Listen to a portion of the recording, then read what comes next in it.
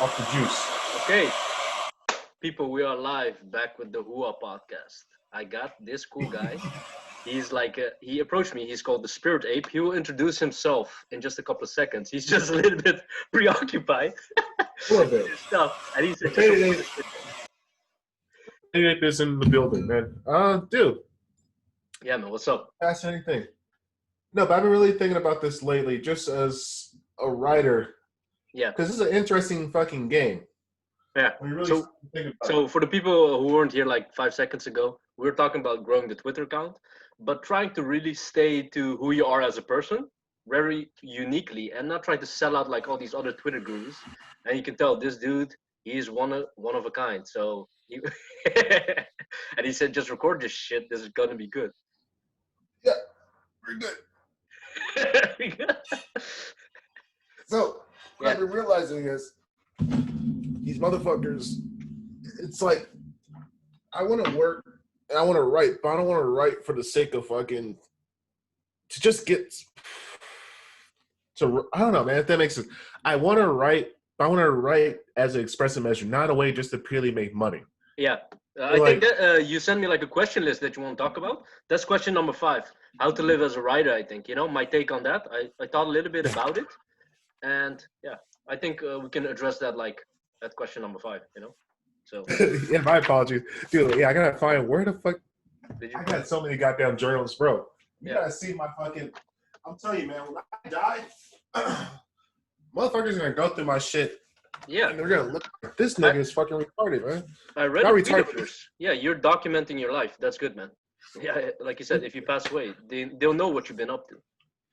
Yeah, and here's the crazy part, man. I've been really thinking about this just as writing. Yeah. Okay. Like a lot of people, they're tweeting, and it's like they used to value tweets. But what technically is valuable to a human? And I think the most valuable thing to a human is to get a human to be able to think differently. Fuck the money. Okay. Fuck the body. Yeah. It's this thing. Yeah. I agree with you. But in my opinion, that's why you're more like a niche account, and me as well, because we care a lot about the mind and the spirit, that we want to be different. You want to be enlightened. We want to go to the fucking astral plane, swoop some babes there, spoon with them there in the fucking astral plane. People be thinking, yo, bitch, just give me the money. How do I fuck more? And how do I drive more Lamborghinis or know people? You know, like the basic shit. That's why these value tweets are always about how to get more jacked, how to get more yoked, how to get more laid, how to get paid, how to get laid, how to get yoked, how to get paid. These are these pillars like money, health, wealth. They always do well. And the format, like for example, no shit, not a knock on a bro, but a bro of mine, he's like a ghostwriter of tweets. So he's a ghost tweeter.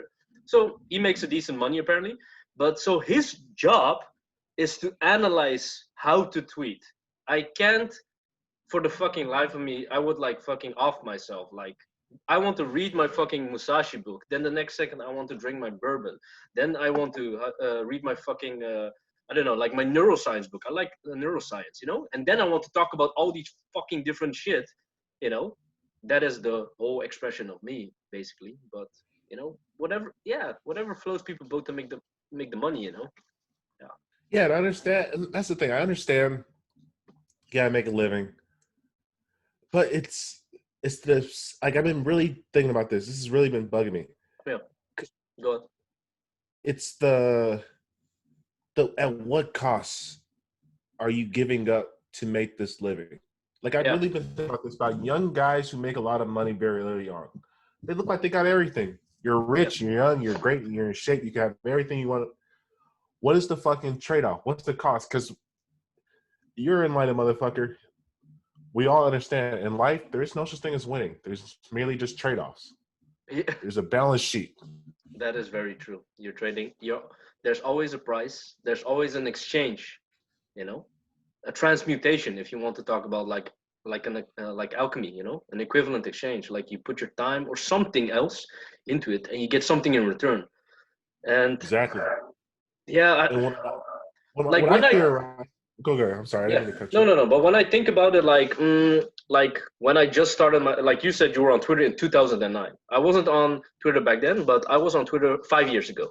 So if I would have done more what these guys were doing, Not gonna lie, I would be like the AJ Cortez. I would be like the Ed Lattimore if I'd done that. But then, to be honest, of course, then I think I would have gotten more clout and more money, you know. But then I wouldn't have been the same person, you know. And that is the price then that I paid. The price that is that I didn't get paid, but I paid for it in like a different way of thinking and the way I speak. And that's still the way I operate my feed. If people come to my feed, they will, like, for example, I wrote that down. So a friend of mine, he's not on Twitter. He found it garbage, but he found me through Twitter. Then we got, like you said, Twitter is perfect for guys. You know, it's like this It's like gay Tinder, but without the homosexuality. You know. So we found each other. We were like perfect. We on the first night we went out like chasing girls, and that's really impossible if you just met a guy because you have to be in sync and shit. But this guy, you know, we already knew each other and was like, hey, yo, let's try this. But it was perfect vibes, you know. But so he gave me one of the other days like a great compliment, or one of the, he said he logged out, then he logged back in, and he just scrolled through my feed, and him and me talk about versatility and dynamic character, and he said, yo man, I have to really give you respect because your feed, it's boxless, it has no label. He said it had multiple angles, you were hitting it from all angles, and that's what that's the train everything meme basically. You know, it's really hard to monetize train everything, you know, but for me, when I'm really old, I want to have really trained everything, and I have been doing that before I was on Twitter, almost like a fucking decade, you know, and like sharpening everything, like meditation, breathing, boozing, whatever, you know. If I fall down a rabbit hole or like fall down, I'll pick it up back again, you know. That's not the point. But people always ask me, how do you know so many things about so many shit? Yeah, because you know, you gotta be interested in this shit, you know. It gets boring maybe, you know, but you just have to go through it, you know. It, and that's what I think is the see, I how can I put this? Because I know exactly what you're talking about. It's very easy to choose something, get really, really, really good, really good at it, and be a specialist. But Yes, you miss out on so many other things in life. And what I'm looking at is I'm playing the fucking time game. I'm betting my life that if I learn music, if I learn writing, if I learn sales, if I learn all these things a little bit at a time, and I stay disciplined with multiple disciplines, yeah. in time, I'm going to have this assortment of weapons compared to your one thing that you just chose to be good at. Yeah, I like how you said that, like assortment of weapons. It reminds me of, yeah, like a video game analogy. Like to be the ultimate fighter, you can imagine like you have a sieve, like a sieve that filters out weak and strong. You can be really good at one thing, like you said, a specialist. Then have you ever seen one of those diagrams? Your speed is really high, your intelligence, Yeah. shit like that. So if you're really pointy, like for example, you're fucking fast, you're really sharp, you know, your diagram. And then if you fall on the sieve, you won't fall through because you're really like large, you know, like rectangular or longitudinal shape, you know. No, exactly what you're talking about. But I play if a you're lot like, of video games. like those diagrams, like those video game charts, you know. But if you're like what you propose, you spread out your diagram. You're good at like you're fast, you're smart, you can swoop, you know, you can fight, whatever. Then your diagram gets larger, but in a different style, and then you also won't fall through the sieve, you know. Exactly. Yeah. Because at the end of the day, here's the other scary part about being a specialist, man. What happens if you meet another specialist that's just as good as you are in the same shit? Then what? What are you falling back on? Yeah. Oh yeah. You're fucked. That's for me. Then these days, I find myself among a lot of, how do I say this, like entrepreneurs and stuff like that. This network that I'm in, basically. And they're like the smartest motherfuckers I've ever met. For example, these motherfuckers can cold email really well. One is really good with e-com, you know, the craziest motherfuckers. And the thing that I found is to be, yeah, I'm not the most social person, you know. But you have to be really social and delegate these things to these people. And this is how you become like a networker. You know, we talked about the sandbox earlier, like playing around. It's a little bit like that, you know. So if I know like a person who wants like a fitness training or something, a couple of years ago I knew zero. Now I have to think which guy I have to refer them to, like who's like a fitness coach or something, you know. And these guys, like they have certifications, you know. It's not a knock, not some fucking bullshit, you know. But so I delegated I delegate my weaknesses basically to somebody else's strength, you know, and that's also a little bit Smart humility. move. It's a little bit being humble. That's a problem with a lot of motherfucking humans, man. They're not willing to fucking put themselves in a vulnerable position to trust somebody else to help them with their weakness. They don't want to be seen with weaknesses. Yeah. But that's what makes us humanity. That's why we work so well together, is because we have to understand, bro, there's only, like, you could be a generalist, but that route takes a long, long time. If you choose to be a specialist, you have to be able to work with other people. And eventually, at some point, your weaknesses do get exposed unless you have good teammates to cover those weaknesses for you. I do want to share. Something came up in my mind. You said, like, it really hit me. Like you said, you're sharpening your toolbox or your sword, whatever, your assortment, you said. Yeah. And then one day you're going to get them, you know? And the timeline is really long on this. For example, so I journal hard on my travels, you know? And I see myself like maybe 5 years ago. For me, that's a long time. I knew myself then, was a little bit like a rookie, you know, in terms of like game or also how I walk around in the city and shit like that. But when now I walk through a city, they see somebody that's, it's not almost, it's almost inhuman for them. They're like, they can smell that I'm alone, you know? It's like you have a tribe and this guy, he walks into this tribe, like an ancient cowboy movie or something like that. And they know that this guy has gone to places. So that's me, you know?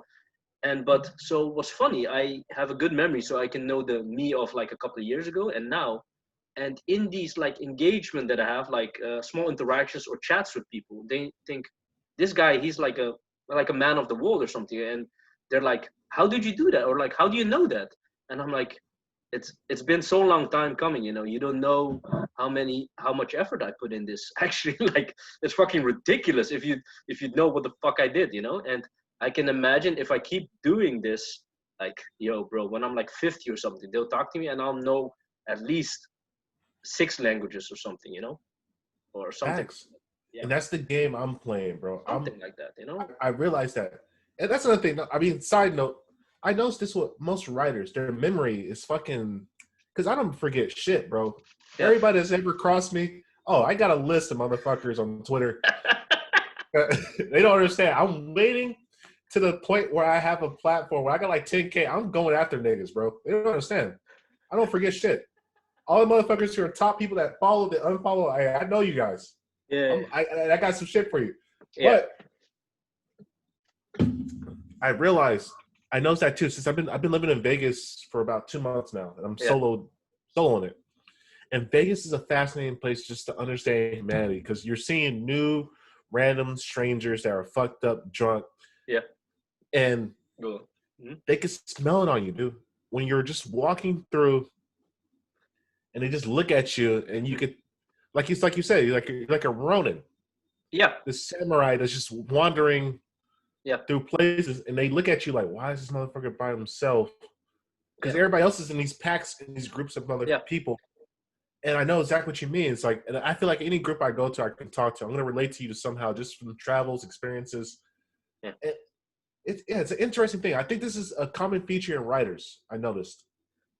Yeah, I think they have the adventurous spirit, I think, you know? Like, actually, like, so we're basically dealing with the first question you asked me, like, what the fuck is writing and being a writer? So that's what we're dealing with now. And I think what's funny, I can give like a small, like a funny analogy. So there's this famous writer, Charles Bukowski, or Hunter S. Thompson, or another dude, like the French dude, Rimbaud. So those 3 guys get often, they name drop him, like, Fury, you must have read these guys extensively, or you must have read their biographies or something like that. And I say, like, let me tell you a secret. I've never read one of them. You know, like, so there's definitely, like, if you're like talking from a Jungian psychology point of view, definitely something of like archetypes, you know? So writers definitely fit some kind of archetype that they all want to be like a fucking rock star. They want to tell their own fucking egotistical stories. Look how fucking amazing I am, you know? While they're like perpetuating a legend, you know? Because just like you, when I die, I want people to like know my fucking name, you know? Like shout HOOA all the time, you know? Like, yeah, it's a weird thing. And I feel like that's the interesting thing with Hunter S. Thompson. I remember a story about this guy, because I feel that I go through the same thing sometimes. You write best when you're fucking broke as shit, man. Like I get money, and I get scared of money, bro. To be honest with you, I'm a little scared of money when it comes to writing. Yeah. Because when you get the money, you get comfortable. You don't want to go out and venture because you're like, shit. Well, I gotta make this last. Yes. But it's like my best work comes when I'm fucking like scared of not making money. Yeah. And because you're empty, you know. You're right. You're not thinking. You're not thinking. You're just doing. You're like in Zen mode, basically. You know. You're really detached. Shit. Yeah. And that's the other thing I noticed too, bro. This is like a separate entity with writing. People always talk about take action, take action, take action, take action. Yeah. But I think taking action is just a result that you're scared to be alone with your thoughts. Yeah. That's a beautiful quote right there. Taking action is the result of you being scared sitting alone with your thoughts. That's a fucking tweet, you know, if you'd isolate that. I can hear those things, but it's 100% true. This is not a knock on people who like relentlessly take action and get fucking result. This is not a knock on them, but it's a small cope, because I know if you strip away a room, put nothing in this room, you take this person, throw them in, they get crazy. Because their biggest enemy is themselves. They haven't sorted out.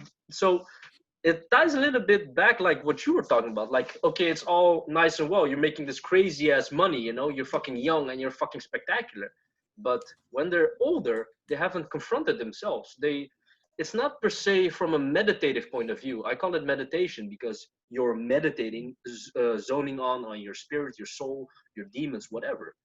But you don't have to do the breathing techniques and shit. Just sit in a fucking quiet room, and then you will know. Like, for example, you're bad with your brother or your sister, or maybe you killed a pet when you were younger. I don't know, or you were bullied, or you're a little badass simp when you were younger, you know, or something like that. Something is there, and maybe you suppressed it with all this fucking you taking action, fucking revenge. I love revenge as the next best thing. You know?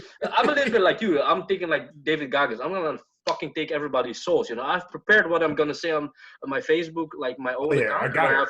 I have old friends and shit. I'll be like Conor McGregor, like fucking doubt me now, you know, like something. Bro, like we're elephants, man. We're elephants. Niggas do not forget shit.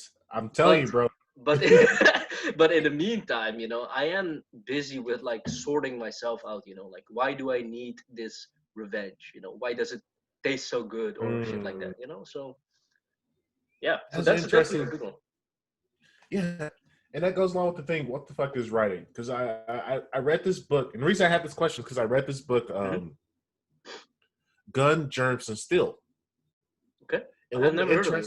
What's it about? It's about how the human experiment. Because everybody's not realizing every day that passes, every year that goes, every millennium that passes, this is chapters of the humanity story being written. Yes, and rarely because. I used to talk to a lot of people who say, oh, well, slavery this and black people, blah, blah, blah. I'm like, bro, you're not understanding humanity. Slaves, people take advantage of the weak. That is a staple of humanity. Black people just got a short end of the stick for this particular era. Yes. And you're not understanding, like, dude, Chinese people fucking, they raped and pillaged other Chinese people. African cultures raped and pillaged other African people. Yeah. And what was one of the most interesting aspects of finding out how these particular scenarios played out was the advent of writing. Okay. And what writing originally started off was simply just a method to be able to keep track of taxes. Ah. So necessity, like necessity. It's necessity. So it was a necessity at first, and then most of the population would not know to write. So only the highest of the higher beings knew how to write. To tax the lower hierarchies. Yeah. Exactly. Make sure they can keep track of the shit and slowly start to diffuse into the mass of the population. Okay. And that's interesting. I've never heard that. That's one of the origins of writing. That's the like taxes. It's fucking logical, actually. Death and taxes. Those fucking two things.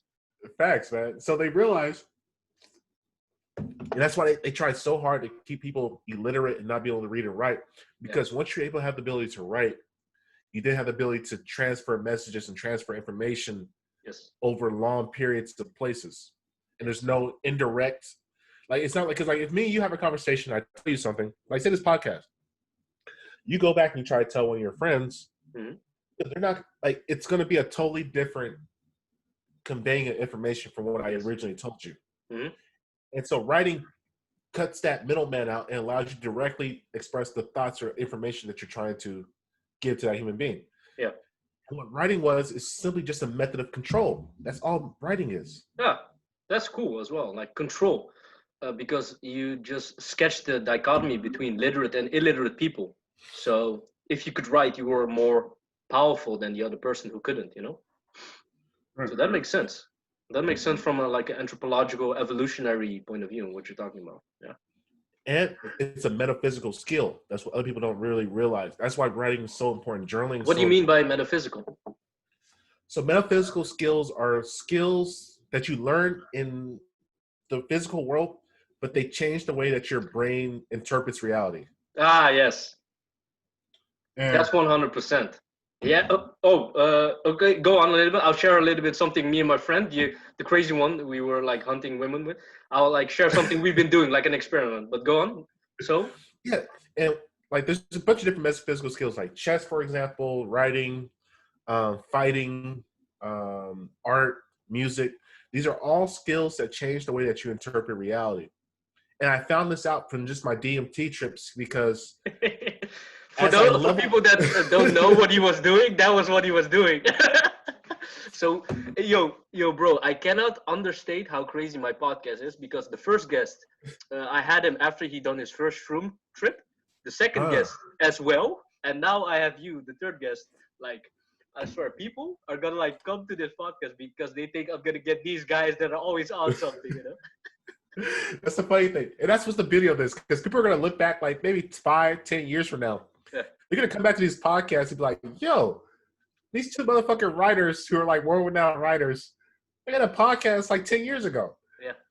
And that's what I'm realizing is like, I need to connect with as many fucking like-minded crazy folks as I can, because these are the type of people that end up rising through the ranks. Yeah. And we're gonna look back at these times and laugh at our brokenness and just the simplistic life that we're living. And when it all comes together, it's gonna be a beautiful thing. Like Joe Rogan, his initial podcast when he first started. Yeah. That's what I want to say. The first podcast of Joe Rogan was like, no knock on him, but was so stripped down, like almost nuts, like. So, right. Yeah, like I said, like the podcast from me. What's funny? So I can share with you, like maybe 3 years ago, or something. I was part of. It's not a cult, but it was a startup that looked like a cult. But that guy's still thriving, and it's a startup, and it's for people finding their passions. Like young kids back then, like me, young 3 years ago. And one of the questions they asked me was like, "What do you want to do if you had all the money in the world?" One of those standard questions. And then I said something a little bit like what this podcast is about. The idea just struck me. Like I wanted to meet all kinds of crazy people all around the world. I wanted to interview them. And I actually want to do that side by side because I'm like a writer. I want to take my fucking journal. I want to talk to you. And it's more hands-on, more tangible. The energy, you can see a person, like the way his eye moves. I'm really like with these micro expressions and shit like that. But this podcast is like the perfect platform, like perfect facilitation for crazy ass ideas and like-minded people, like you. Yeah, and that's the beauty of this motherfucker. It's like it's a fascinating thing. I forgot what we were gonna writing though, but yeah, I lost my place. Motherfucking writing. It's interesting because now we're in this stage where everything is documented. Yeah. And it's going to be very interesting to go back and read because I've been really thinking about how does humanity's story end? Because every story comes to some end at some point. Yeah.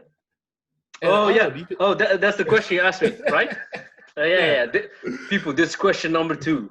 How does the true story of humanity end? When I saw this, I was really like curious about this podcast. Like, I think, like they say, like economy goes in like cycles, and humanity is bound to hit a cycle they have already hit, What do they say? History repeats itself, but it also rhymes. Like, for example, a friend of mine, his name is Thomas J. Bevan. He's a writer. And he says, we had the roaring 20s, which wasn't really roaring if you knew the people back then, like Ernest Hemingway, F. Scott Fitzgerald. They were just broke-ass motherfuckers who tried to make it. And only when looking back to them now, we think, oh, there's fucking legends and shit like that. It's a little bit what you just said now. If people gonna look back at us, maybe we're one of those guys, who made it big or something like that, and they be like, oh shit, yeah. We're in the 20s right now, because we're in the 20s right now as well, but just 100 years later. So this is what I mean. Like, you had the 1920s, and now you have the 2020s. It's an idea from my friend, but so history rhymes like that, so humanity would perpetuate, it would go something like that. Then maybe we'd all go back to the fucking caveman era. Somebody will fuck it up, and all the fucking electronics get fucking haywire, or we'll go to Mars. I hope that kind of happens to some degree, like, because then you see what people are, because I hate this shit. Everybody talks about I'm built different. Like, okay, what the fuck are we talking about, man? Built different in what fucking way? You're a human being, bro. You shit, you sleep, you eat, and you fuck sometimes, man. What the fuck? Like, what are you talking about? And cause I don't think I'm built different. I think I'm just a fucking human being that does particular actions. Yeah. Or I think different. I don't even think I think differently. I think we all think the same at the same point. We all want pleasure. We all try to avoid pain.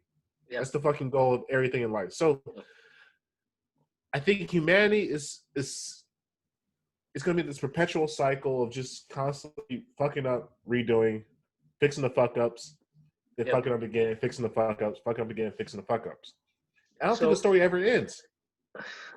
If it's in human nature to not die, a human is so resilient. They don't want to die, and they'll keep making lineages, bloodlines, If this fucking planet gets depleted, they implode it, or whatever. They'll go to fucking Mars. They'll go to the fucking moon, or in sci-fi, they'll live in fucking spaceships. They'll make it happen because they don't want to fucking die. So that's the fascinating thing I've been thinking about too a lot lately. It's like death. I don't necessarily believe in death. I believe that we're all okay, this is my idea. I've done so many DMT trips and it just awakened my mind to okay, this physical shell that we have, my skin, my face, is merely just a physical representation of how I need to move through the universe. But I believe there's 4 levels of fucking consciousness. There's the human conscious area, which is you see people into 4 different categories. Either they're geniuses, bandits, sheep, or idiots. That's how I see everybody. And then it breaks down into the mammalian, which is either food, safety, danger, and then you break into the reptilian, which is kill, escape. Okay. And then I think there's one last level. And that last level is just the ability to be conscious. I think that doesn't die. I think it's a continual perpetual. I think mankind makes the same fucking retarded mistakes over and over again because every man's the same fucking man. It's just we interpret, because bro, everything in the universe is just waves and vibrations. So even my body, me and you are connected, bro. I know what crazy you mean. That shit sounds. Does it make sense? So the fourth level, like you said, is the fuck up. Is the fuck up level where they're consciously or unconsciously doing the same shit. So it's a little bit like karmic repetition. They say you reach enlightenment when this reincarnation fucks it up less than the last one, and the next one is trying to fuck it up less than the last one. So only if you not fuck it up and you achieve full enlightenment, this one stops. Then it's over for this avatar, me as Fury, and for you as your avatar. But as long as we keep fucking up, my reincarnation, maybe in one of my bloodline, one of my grandkids or something, he will get back again, Fury fucked it up again, blah blah, And that's really interesting, like you said, how you broke it down into 4 things. What were those things? Reptilian, kill or not be killed. There's wait, can I show you something real fast? Can I share my screen? Yeah, for sure. I'd love to show you this chart. Do you know how to do it? Yeah. Make me give me permission to show. But it's this chart that I made. Wait. All right. Yeah. Okay, we're back. All right. So here we go. I created this thing called the human characteristics chart, which explains this thing. And so I made this thing where it's a T chart. I see all human beings see people within this particular spectrum. Yeah. This is fucking cool. Yeah. And dude, thank God, fucking math classes actually they paid off, man. They're paid off now. It's fucking cool that you put idiots as one of the categories. But I like how you like categorize idiots as criminals and losers. Wait, can the people see this that I'm recording this, or only? Yeah, they can see it. Oh, No, yeah, they right. can see it. Yeah. And so, like, yeah, I see people as geniuses, sheep, idiots, or bandits. This is fucking brilliant. But this is you came up with this idea from the DMT world, or what? Yeah, basically the DMT world. Because here's and that's the other crazy thing about people talk about all this shit about college, which to some degree is correct. A lot of people waste their fucking time in college, but I actually went to college and learned some shit. Yeah, I got a degree in biology, which is fucking useless in the real world, but the knowledge, it exponentially grows as you get older, and that's what people don't understand. Like the information that you receive in your brain, it works kind of like two different ways. Like you initially receive the information, and your brain has no idea what the fuck it's looking at. But over time, as you write, as you practice, it begins to organize itself, and it seeps deep into the brain, into the subconscious, and then over time, it starts to expand out. Yes. Yeah. This is tied a little bit to neuroplasticity, that the brain is always malleable, and you can always make new neural connections, neural pathways. It's never too late, but it fires very differently than from a kid, that's why kids learn languages so fucking quick. So if how many languages do you speak? 2? I think 3. I speak English, I speak nigga, and I speak a little bit of Chinese. Yeah. So, but if you get a woman or like a spouse that can at least speak 3 other ones, you swoop like a foreign bride, you kidnap her, and then the baby will instantly speak 6. This is how it perpetuates. This is the game, And that's a key point. But yeah, like we were saying, so this is like the mammalian. I got another chart I'm working on, but it breaks down like this is the initial one. This is the human, how we view all humans. Yeah. It's for sure that you can put anybody in one of these categories. It's really nice. Then you have you have 8 categories basically. Yeah, like 8 subsections. 8 subsections. 4 big ones, and and what I believe is like your choices in your life, how you think about yourself. Okay. It can be God-like, or you can be a devil-like. Yeah. And I think since the world is infinite, like the universe is an infinite thing, and I think our energy never really dies. I think it just fucking replicates as a new being. Yeah. Why I say character is so important is because the choices you make in your character, the way that you perceive the world, over the infinite amount of time, you'll become a god if you have good character. If you do the right things, you think good, you act good, behave good. Over an infinite timeline, you'll become the greatest human being. You become not a being, but you become a god. Yeah. But if you choose to make bad decisions, you do weak shit, and you choose to be a horrible person, over time you become a devil. Yeah. And I think that's the only difference between God and devil, man. We're gods in training right now. That's nice. I like that. That's a good one. I don't think somebody. So I think there's like a fucking scoop for people watching this. People should be fucking grateful that they're on my fucking podcast for fucking free, because they got like a special DMT chart all the way from the fucking DMT world, coupled with that actionable advice, but also with a hint of spirituality as to the virtuosity of the human being. It's really hard to concretize these thoughts. I think you must journal a lot then, or you think a lot about these things. Yeah. Yeah, and that's why I said action. Like there's trade-offs in everything in life. So if you choose to sit there and think all day, like our ancient philosophers used to do, you become enlightened. You begin to sort out your own thoughts because it's exponential growth. Yeah. Now, if you take action, you just do action. You don't have time to think. You don't have time to think. Exactly. Yeah. And here's the thing. Yeah, go ahead. Yeah, I was having that these couple of days because Black Friday is coming. So I thought, hustle, because I'm in those environments, people make sick money, respect to them. But I was sitting in my garden, so I was listening to an audiobook. It's called Awareness by Anthony DeMello. It was advised to me by Tesh Dosa, this spiritual dude on Twitter who also makes money. So he coupled both. So respect for him on that. But this whole awareness book basically said, drop all the delusions of reality that people have programmed into you, that you have to do anything at all, chase the money, get beautiful women, beautiful cars.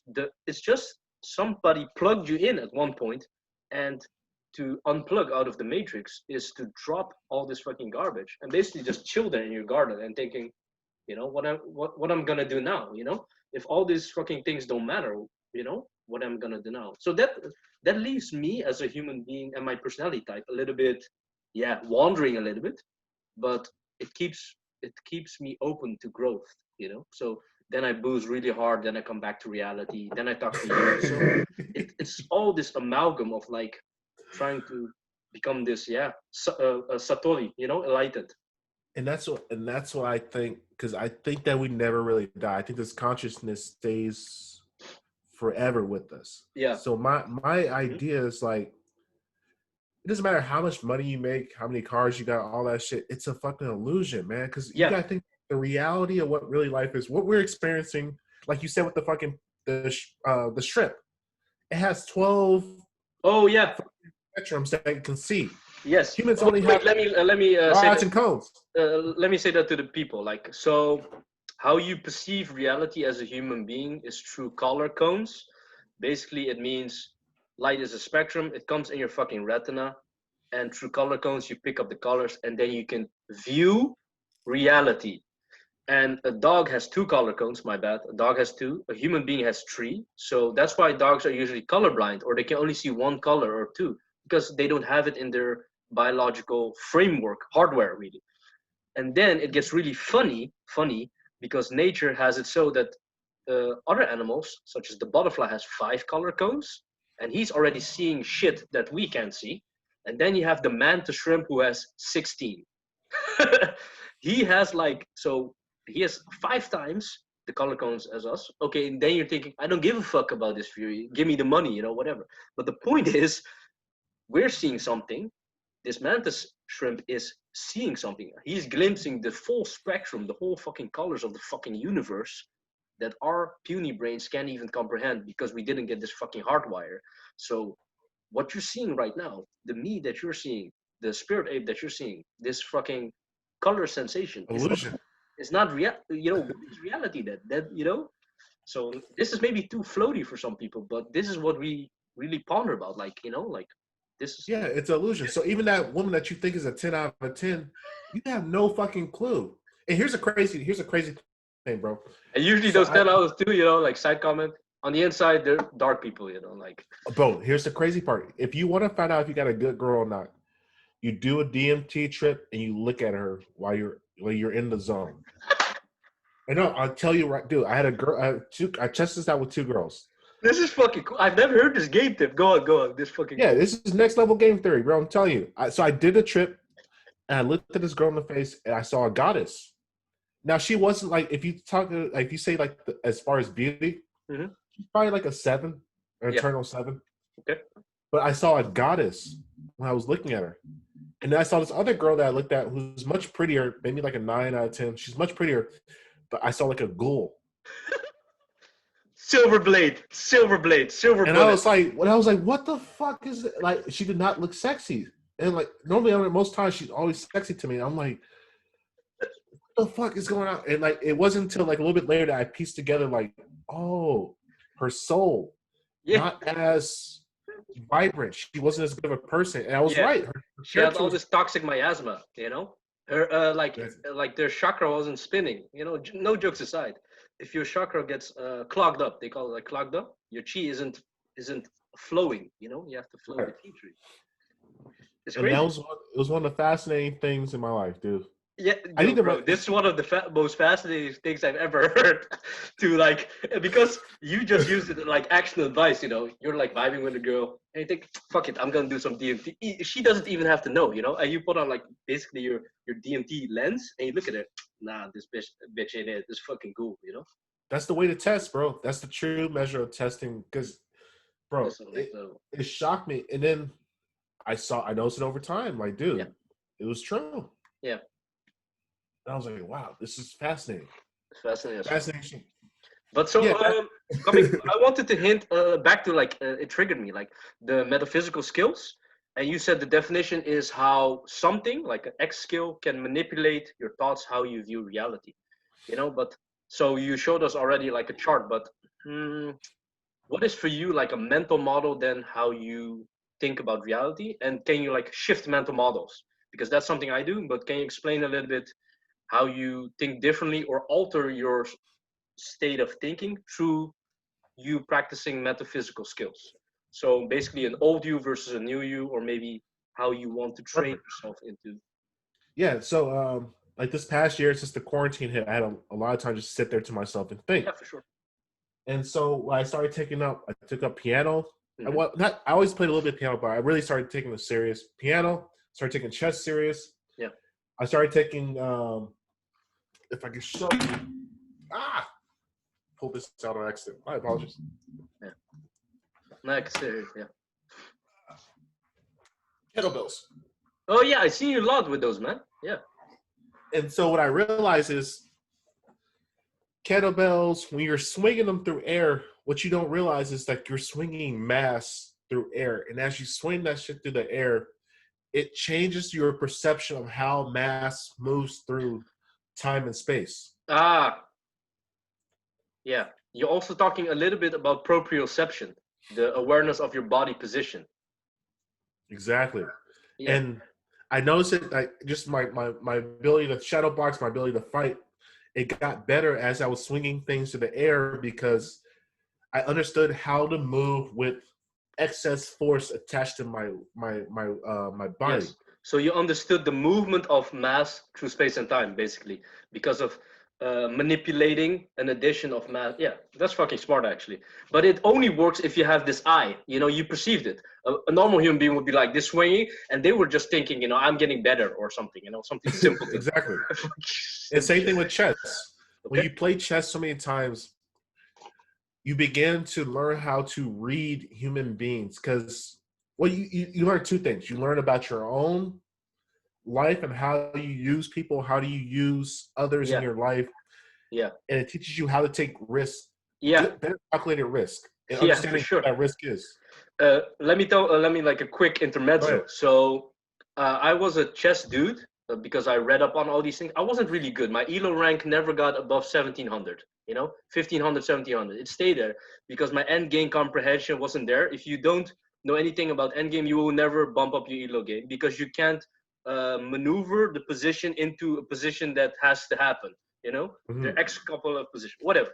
So I was at this girl, and this girl and I start to get familiar over like multiple sessions, you know, if you know what I mean. But so Yeah. I was just no, but I was smoking my cigar in the morning, and I had like a bottle of whiskey left, and she said, "You want to play chess?" And I thought, this is new, you know. Most girls they want to I have fucking no sit idea what down. the fuck chess is. Huh? Yeah, yeah. But she had a board there. Funny story goes, I don't think it's funny at all. She played it with another dude. I found out about it later. Whatever. Anyway, the point is, so she played the game with me, and I said I haven't played in a long time, you know. And what's funny with me and my brain, I can, because I journal a lot, meditate so many times, I can spot the differences, the nuances. So I started playing, and so I knew some openings. You know, I just do the basic shit. I push it forward. I how do they say, like, improve my position? Like put the horse, the knight, and the bishop, you know, from the back rank, castle, Yeah. into position. That basic shit. But that was not where I like found out what you said. So I was making fucking blunders, you know, and this was like a girl. I was thinking like I'm not gonna lose to some fucking girl, you know, like and my ego was at play because also you have to display dominance, you know. But Right. I thought as a like a experiment, I'm gonna play like what's his name, Tal, Mikhail Tal, or Yeah. Alexander Alekhine, or those offensive dudes, or like Tate, the late Emery Tate, and how Tate plays as well. And he says Yeah. that's how you have to attack life, fucking all out. So I thought I'm just gonna fucking all out attack, fucking destroy this girl to display my personality, dominance, you know, like how I display Yeah. dominance. You know?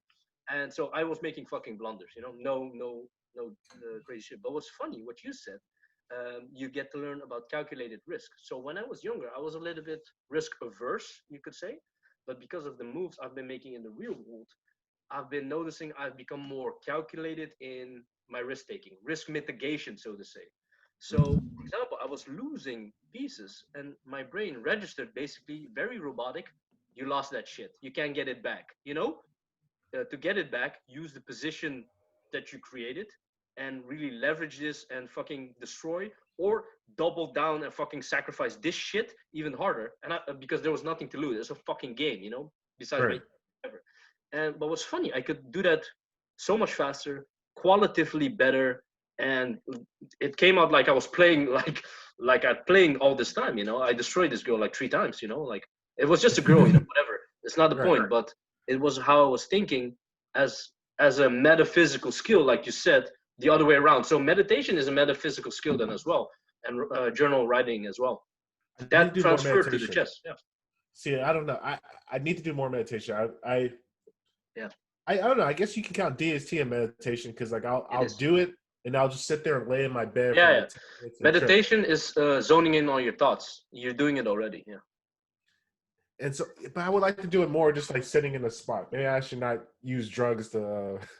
But it can also be a cope. Yeah. That's what I'm saying. It could be a cope. I'm not sure though because here's the thing. It's not like it's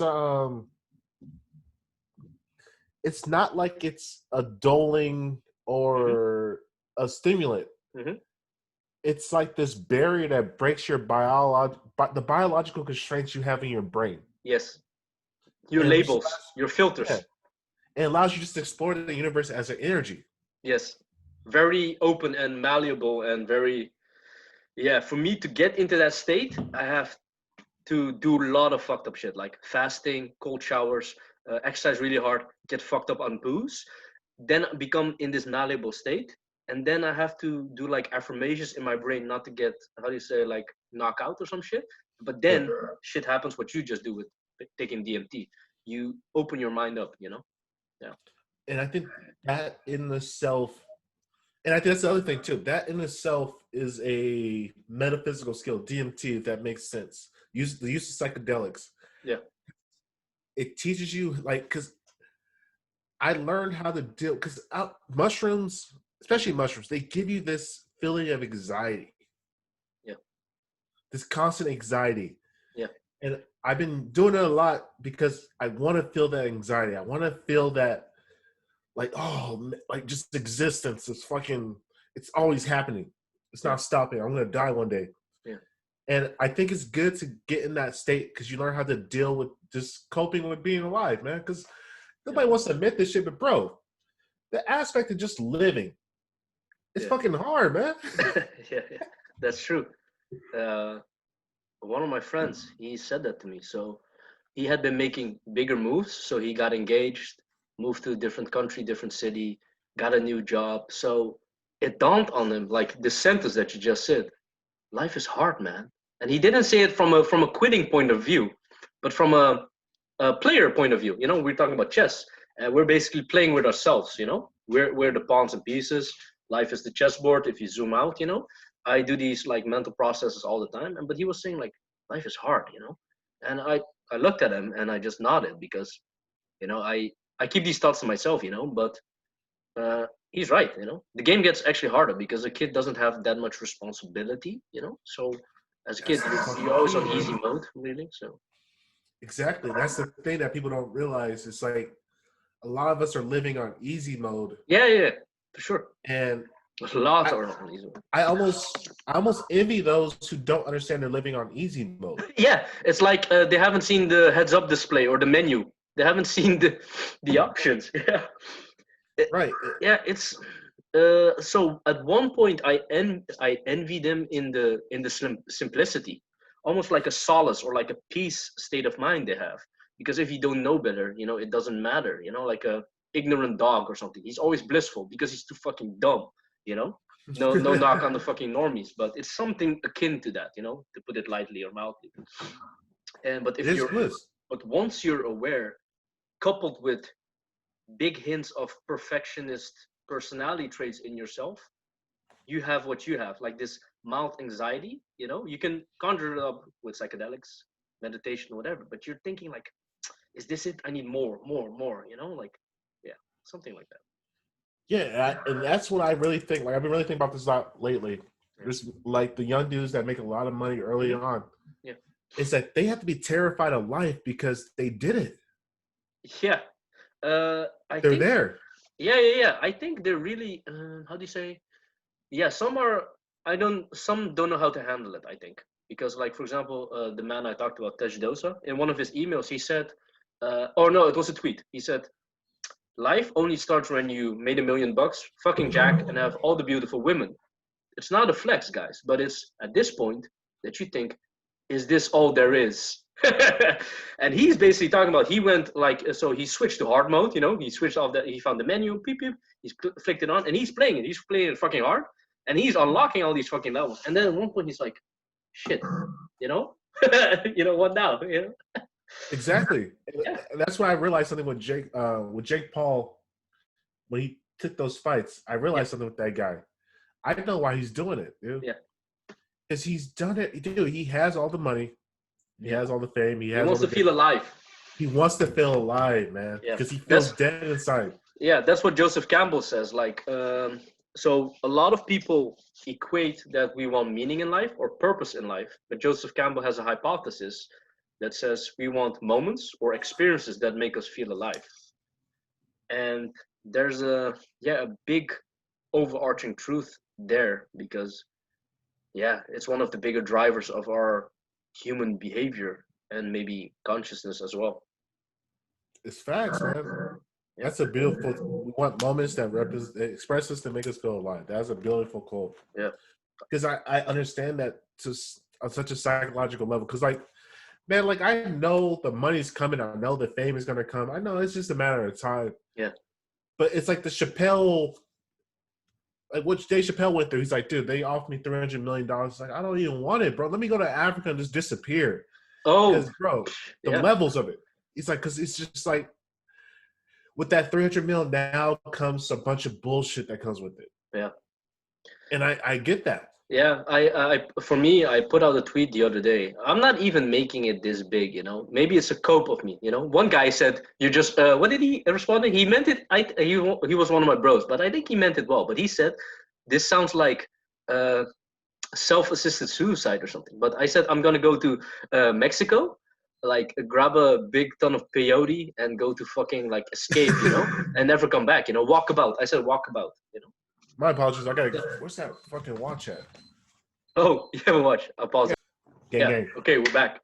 So what I was saying, so life for me, if I strip it down to everything, down to the basic needs, it's just food, water, shelter, and basically procreating, pushing your blood lineage forward, if you put it in this basic animalistic, caveman shit, really. And for me, when I'm with my thoughts, I'm thinking, why am I doing this? I can just go to fucking Mexico or some Latin country, go to a fucking farm like a Uruguay woman, pick her, say, I'm the greatest man on the planet.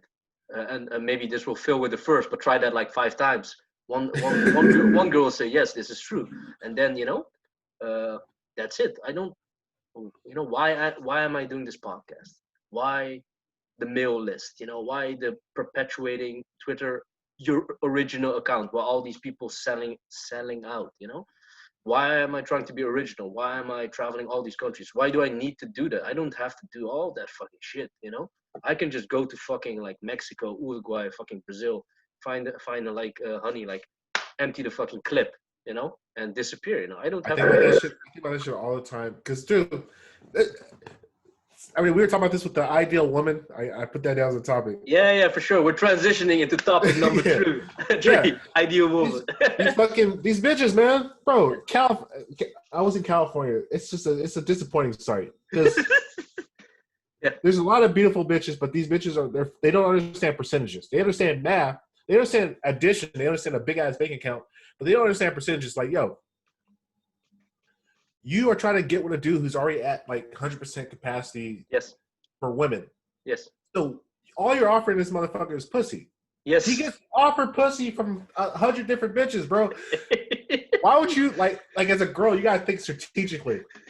Let me go find a dude who's at 60% of where he's trying to get at. Yeah. And let me ride it out with him for a year. Yeah. And that way I have the benefit of the doubt. Because that's the other thing with women. Women are so fucking unloyal. And such fucking bandwagoners that that they don't even understand that dudes, we're good guys who really want to make it are good motherfuckers. If I have a girl who's been with me for fucking 4 or 5 years and she watched me struggle, look, I'm gonna take care of you. Yeah. It's almost it's biology almost, Yeah. It's like you hoes are so. I don't want to say hoes, but these bitches. It's a ridiculous game that we're playing. Because the sad part is once a guy gets to 100%, he doesn't forget all the girls that fucking was like, "Hey, get the fuck out of here! You're just making enough money, blah blah blah. Yeah. You can't take me to these type of dinners." Yes. And so he's just on a revenge tour, just smashing hoes and getting the fuck out. Yes. Kaz had a beautiful tweet. This shows his maturity, his insight, and his game. These three things I really love about him because he's really nuanced, but he is self-aware. So it's almost comedy if you think like you have tragedy life, but comedy. So it's a little bit tongue-in-cheek. But he said, I never forget it because I repeated it in my head because it's true. So he said, the innocent young man enters the game wanting to end the game with just one girl. But reality has changed.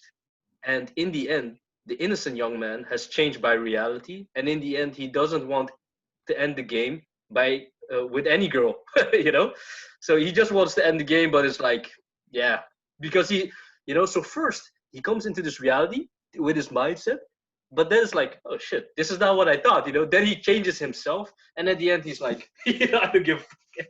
I don't even need a woman now. All you can give me is a fucking child or some vagina.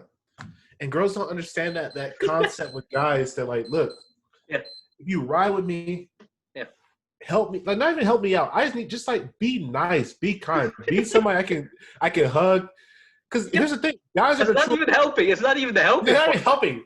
Just be a fucking teddy. Be a dog for me. That's all I need you to be. A human dog. It's fucking hilarious because one of my friends, I call him the red pill master, but he's already married, so he's probably gonna watch this one day. But so he was talking to me about business stuff, and I said, why are you telling me this shit? Because some of the shit was maybe personal as well. I said, you have a wife now, you can tell her. He said, bro, I can't tell her, I can't.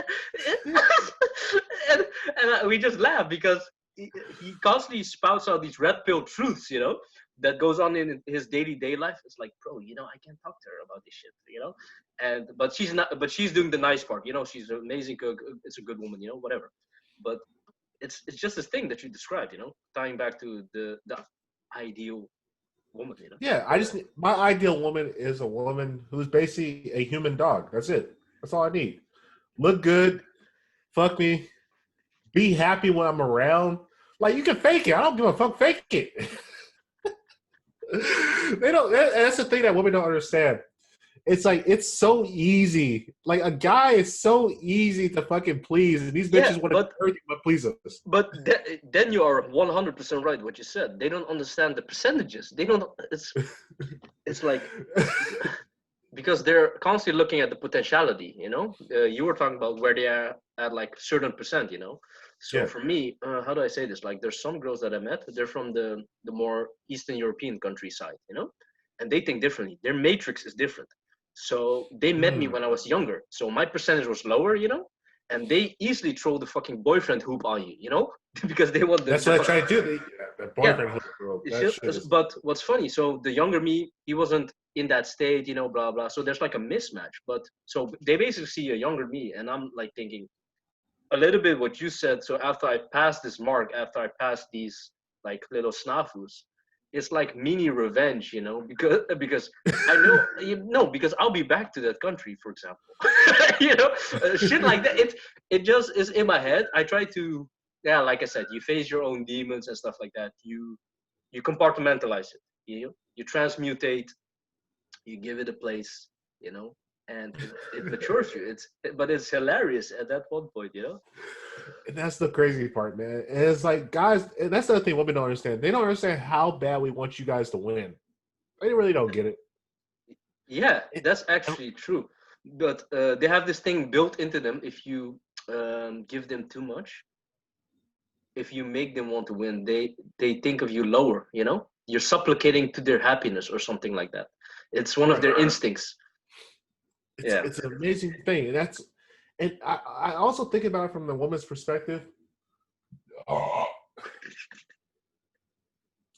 How bizarre! I'm good. How bizarre the reality is. It's because they're walking around as the second most dominant species on the planet, the second most dominant object or thing on the planet. Yeah, and they gotta walk around, look at these motherfucking called men. Yeah, And I think secretly, all women are jealous of men. They're mad as fuck that we get to be pieces of shit and we can just redeem ourselves at some point. Yes. And they don't get that option. No, Freud used to call this penis envy. It starts really early. They spot these differences, these nuances, and yeah, psychologists might have thrown the hypotheses, discarded Freud and all this shit. But what you just said, it's true. Because what is it like? Like an ugly dude can beautify himself by stacking cash, getting jacked, blah, blah, getting skilled, getting very verbose, silver tongue and shit. He can redeem himself, like you said. But a woman, they say a woman ages like milk, she spoils like milk. But a man, he ages like wine, It's fact. And that's just It's a little bit like reality. that's the cold reality. And so for me, like you said, all these women that said like, yeah, you can't take me out to dinner, yeah, blah blah. I'll be thinking like, yo, your biggest enemy is time, Just talk like this to all the guys you meet. Sure. So I'll be like, okay, whatever. And then by the time they get to the fucking 35, they're just trying to find anybody who would just take them. Anybody.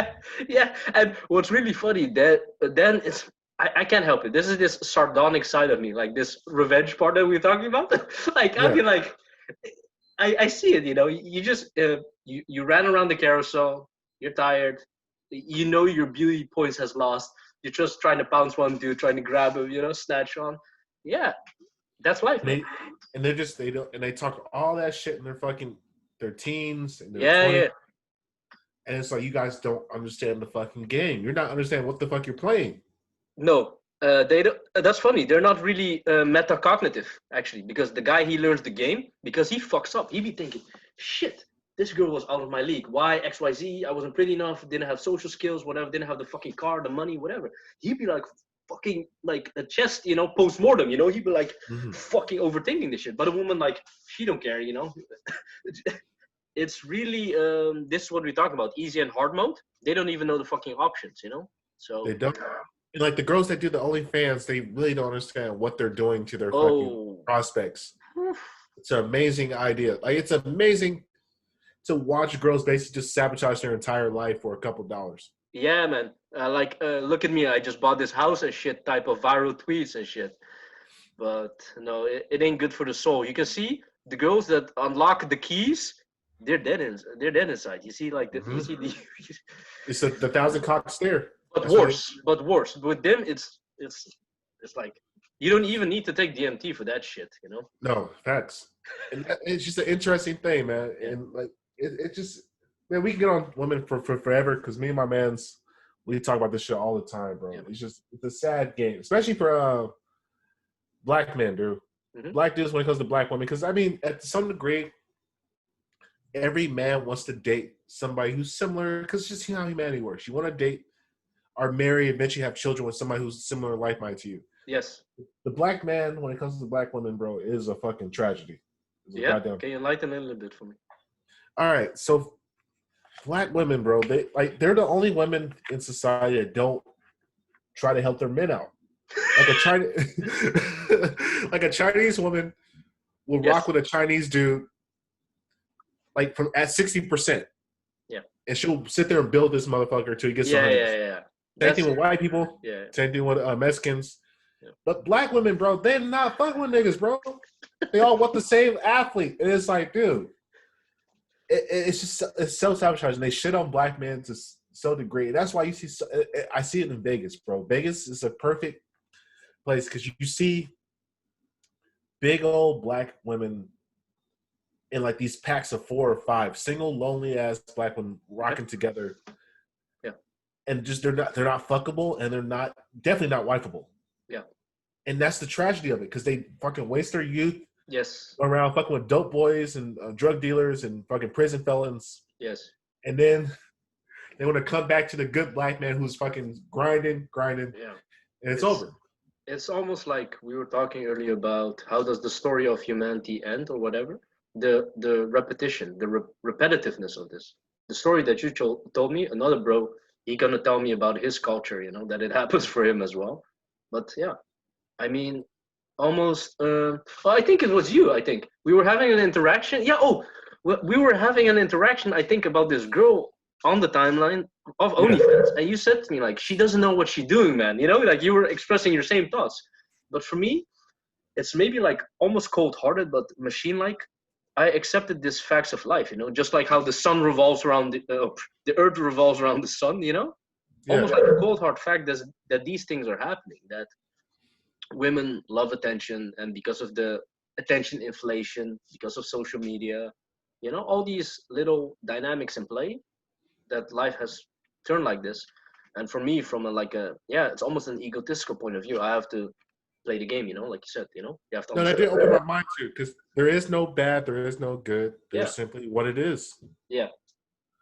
And that I really started to take that into mind now, because I've started to really think about that in my own life. There's no just bad, no good. It's just trade-offs to everything. Yes, I love that, like, the trade-off thing. Yeah, and that's the interesting aspect with this OnlyFans shit. Because these women, they have their independence, they get a lot of money. Yeah. And what they're trading off is the potential to find lasting happiness as a mother with a well-valued, high-value man. That's what. And in my opinion, also part of fulfillment of her, not her destiny, that would be too big, but her biological imperative, you know? And what's really funny, some girls they get it with their programming. Like I talked earlier about the girls that I met in Eastern Europe. They get it with their programming, but they have the boyfriend matrix, what I call. So they want quick boyfriends, so they can choose one quickly and it's over. The game is over, you know? So they're a little bit forced into almost the reverse narrative of what you just told me. And this can also be a curse for them, because they're exposed to the Western world. They want to travel more. They want to do this fucking tawdry shit, actually, you know? But the shame culture of them sometimes hold them back, you know, stuff like that. So that's their curse. Yeah. And to some degree, I agree that that's necessary, because I don't think women have the ability to control their own impulses. No. You have to have men. Yeah. So it's fucked up as hell. You have to have men subjugate these motherfuckers, man. Yes. Yeah, we've had a lot on the self. Yeah. No, it's good that you're saying this, because these are these red pill truths that nobody wants to talk about it from. They want to talk about it from theory point of view, but not from experience, you know? And what I've seen and heard, and just like what you've heard, it's good to tell stories, because a man or a young man watching this, he'll be like, he needs to hear the stories. He doesn't need to hear the theories only, which is good, but he needs to hear a little bit story, you know? These are the facts. Yeah. And then, I mean, well, we can let the women go for a minute, because I mean, I can go on that shit for fucking years, man. Yeah. Next question. Yeah, but how does one live as a writer? For a young kid who's looking like, hey, I want to write for a living, where does he start? Like, it's almost like you have like as a detective, like a true detective, like a murder cop, they call that like a calling, you know? It's not something you want to do, but you fall into it and you chase it inevitably. Being a writer is something like that. Like Charles Bukowski has this poem. I don't know what it is, what the name of it is, but he says, if there's not something inside of you that makes you want to speak out, it's clawing inside of you and wants to get out. If you want to open your fucking mouth, if you can't resist the temptation to be a writer, then don't be a writer. You don't have it, so to say. And like you said earlier, definitely something going on that all these writers have similarities, you know? Hunter S. Thompson, Charles Bukowski, me, you know, for example, they drink a lot, they smoke a lot, or they're like these this addictive personality traits that keep perpetuating, you know? That is true. And to become a writer, or to live as a writer, is really almost not done, because you're like an artist, you know, and you're not gonna be not downplaying anything, but from a percentage point of view, it's really a small percentage that becomes a New York Times bestseller. Or if you want to become like a Twitter guru these days, that one is easier, so go for that one. But as like a true artistic, like in the name of what is a writer, that's a little bit more difficult, you know? Because even for me, how do I say this? Like for example, for me, like what I actually would prefer to do, just like touching back what you just said about, you want to be yourself, but you want to make a little bit of money of it, you know? How do we do these things? If I'm 100% honest, if somebody's listening to this, I just want to go to fucking Eastern Europe, swoop some nice bitches, be like Hunter S. Thompson or Charles Bukowski or Ernest Hemingway, and just fucking travel around, make some fucking money, write up all these fucking stories, publish books after books after books with a fucking loyal fan base, and then they're reading this shit and think this is fucking gold. Not to say I'm not my own critic, how the quality of my work is, but this is really in these modern age, because of the attention economy of social media. It's really hard to get in this kind of position that I'm describing. Then I have to be like, what's his name, Mark Manson, the subtle art of not giving a fuck, or who was that guy? Oh, Rouge. He had like these ebooks. Yeah, Rouge. Yeah, bang Iceland, bang this country. I don't want to make those kind of books like how to bang cheesy. on. Yeah, cheesy. I know what you mean though, but I want to make it more like a romantic adventure novel. But it's real. This is nonfiction. Like it's people 100% know it's me. And yeah. It's an interesting game because I've been thinking about this too. Like, I've been writing for the sake of writing since I fucking was a kid. Yeah. I never thought anything of it. I just like, oh, well, I'm bored. Let me fucking write some shit out. Yeah. And I think as a writer, you have to understand to some degree that your work, your art is not going to be appreciated in this lifetime. Yeah, sure. It's also, yeah, go on. Yeah, if you're aiming to get paid to write within this lifetime, you got to understand you have to sell out to some degree. Yeah, for sure. And it's mainly just putting into your experience into a form that makes sense. Because I've been thinking about this a lot lately. Yeah. Because I mean, everybody, I do sales, and that's how I plan on making money. Mm-hmm. But I write for the love of writing. And I'm only using sales to supplement myself to be able to go write. Yeah, that's perfect. Like you're answering your own question a little bit.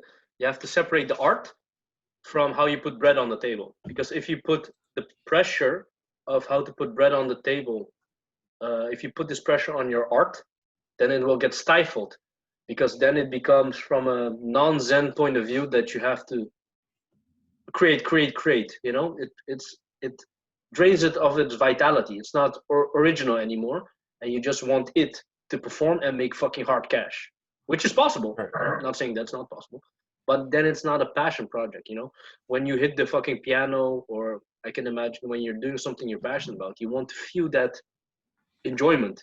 This bliss, this carefreeness. That's when your best work comes in.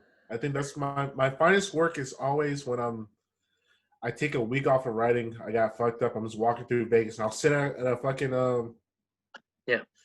at a fucking just a gambling machine. I'll just start writing for like an hour. I'll sit at the bar and just write for an hour. I'll talk to the waitress or whatever the waitress is. I'll just sit there and write, and they're like, "What the fuck are you doing?" I'm like, "I'm writing, man. What else does it look like? Having a beer and writing." Yeah. And that's when you're great, because like when you just sit up there just to write for the sake of writing. Like I think about a guy like what's his name? The fucking horror star writer. Stephen King. Stephen King. That sounds fucking miserable, man. He sits down for 2 to 3 hours and he sits there and churns out books. Yeah, I know what you mean. And I get it, man. That's your job. You have to do that, but you described it a little bit from, I think, a romantic point of view, like a lens, like an angle. Yeah. I do get like the energy from it, because like at the beginning of this month, for example, I brought with me an empty journal, and I went to Stockholm, because like you have lockdowns everywhere, but Sweden you didn't have one, so I could just fucking drink and escape it. But so this journal, I did not expect it to happen. It was just there in case I had like an idea or two. But it was a necessary companion for me, actually, to just write for the sake of writing. And at the end of the trip, it was between 80 and 100 pages, And it's just a small journal, so if the word counts, maybe 5,000 words, It's a small short story, actually, what the fuck I did for that long weekend, But nobody has seen it. Some tweets have come out of it, but it's definitely not a publishing work, cranked out for the sake of like making money. But it was something like people saw me as well, like a little bit like how you normalized that you were just like sitting there having a beer and like writing, I was doing the same, and for for some people that might be strange, you know, and they'd be like, okay, what is this guy doing? Because kid you not, this happens all the time. Was the only motherfucking Asian in this huge ass motherfucking 1 million population city. They could spot me dead, guys. He's here on vacation, you know. He's here. And that's an interesting thing, man, because I walk through Vegas all the time. I walk through the Strip. Yeah. I just walk through the casinos. And I'm yet to see another person with a fucking journal writing as they're walking. Yeah. It's a different breed, you know. Different breed, and like built different. Built different, I guess, man. What the fuck, man? You shit, piss, and eat, and fuck the same way I do. So what the fuck are you talking about? Built different. When I saw that the first time, you know what's funny? Like, I think it's like it's an oxymoron or a complex. A person who's built different will never say he's built different. He doesn't know anybody. And people and people who caught on to that meme are definitely not built different, but want to like ship to that meme like, yeah, I'm part of this built different group. I'm like a fucking Sigma. I travel, I swoop, blah blah blah. You know, it's what did they call it? Virtue signaling. You know, virtue signaling. I'm here. I see so much of it, man. And that's what I'm saying. Over the long haul, because I see those people, you're gonna burn out, man. You can't. It's not maintainable to be able to sit there like I crank out every fucking day. I do it every day. It's like, all right, man. Let me see you 10 years from now. Cause I like my method, which is when I have something to say, I type it out. I get all hyped here, I type it out. If I don't have anything to say, I fucking don't say anything. Yeah, I know what you mean. Like people ask me, for example, like for example, now the pipeline is full, like with the tweets scheduled. So they ask me what my routine is because I know because they know I'm a more organic type of person like you. So how do I keep the engine flowing without it turning to shit? You know, a lot of like the old Twitter friends of mine, they'll be like saying, yeah, you can't have an account like this for a long time or else it turn like shit. But you gotta like do stuff in the real life, you know. So I'll be reading up on some stuff because I'm a reader actually. You know, when I'm thinking, I want to have like a mirror and a book. Is a museum of ideas, you know. Somebody has all these fucking ideas and it's just a mirror to my own, you know. And so I read, you know, articles, blogs, books, and so then tweets come out. But what I want is that the timeline, if you scroll through the feed, is basically like a benchmark or a mirror to me in a position of my life. I haven't deleted any of my old shit, so if you want to like find out dirt about me, it's possible. You can just search through my shit, you know. Much work, man. I got some bad tweets back in the the recluses. Yeah, but oh fuck, bro. I was like, what are you gonna do? You gonna cancel me? Go ahead, man. Yeah. So, but I want to show that nuance. We have the 2020 version of ourselves, but also the older version of ourselves, because I don't want to be that guy saying, you know, like you said, like these guys burning out. I don't know how they do it. They don't have a soul, you know. They can say the same shit over and over. Like, I know some of these guys, so I have respect for them, but I can't say the fucking garbage that they say all the time, you know. I want to be somewhere else. Like mentally, metaphysically, so I can write it down from my mind to the manifestation on the fucking tweet paper. Like, hey, bitch, I'm in a different state of mind, you know. And I think that shit is good. Like, it's good for initial attraction to get people in. Yeah. But after a while, them just sitting there reading your shit and realizing, like, okay, well, this is just the same thing kind of recycled over and over and over. Yeah. It's so like the ones who have the original ideas, the ones who are coming up with new, just real fucking, just, I don't know how to explain it, but it's like you're coming up with real shit, if that makes sense. Yeah, it's just real shit. It's you're gonna attract the right people. It's organic. It's organic. There's a vitality to it. It's authentic because it came from raw energy, thoughts, and attention and blood, sweat, and tears from your real life, transmutated into thoughts and ideas in the written word, and then into the fucking digital vortex, you know? That is Twitter. And yeah. I don't know. Like, a topic I was going to ask. Go on. The difference between writing and typing. Yeah. Because I've been thinking about that a lot lately. What do you mean by typing? Yeah, I saw the question. Can you elaborate typing? All right. So, like, I have this dilemma. This is a fucking big dilemma. I need to pay a motherfucker to do this. When I get some money, I'm going to do this. I have at least 4 or 5 just notebooks and journals just fully of just shit that I wrote out, ideas and shit. But I'm lazy, man. I don't want to type that shit out. So I'll try to figure out how many people are sitting there just typing, because I feel like the ability to write, to put it on pen and paper, it translates in your mind much better than just the robotic of a keyboard. And I see what you mean with like not having a soul, because you're simply just chop, chop, chop, chop, chop, chop, chop, chop, chop. The writing is like this more intimate. You're feeling what you're putting out. Yes. Makes sense?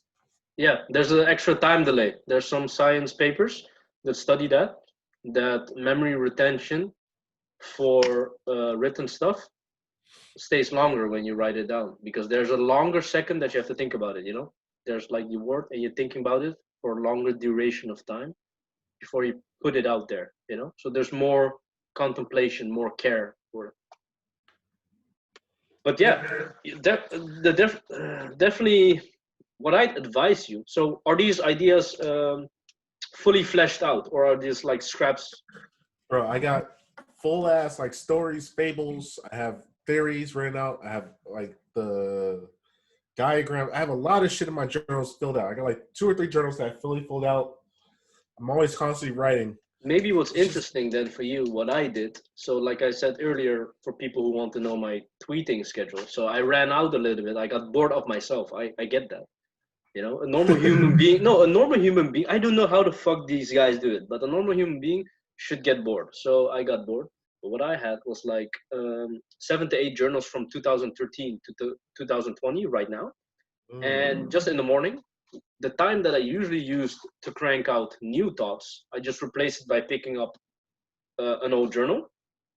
And I just leafed through them. And usually they don't have numbers, right? You know, so I number them, you know, so you number them in the corners. And then you make an index. I don't know who taught me this. It was somebody on Twitter, but you make an index on the front side. Wait, hold on. Get this shit down. This is some cool shit maybe for journal. People love the journal. I don't know. Yeah.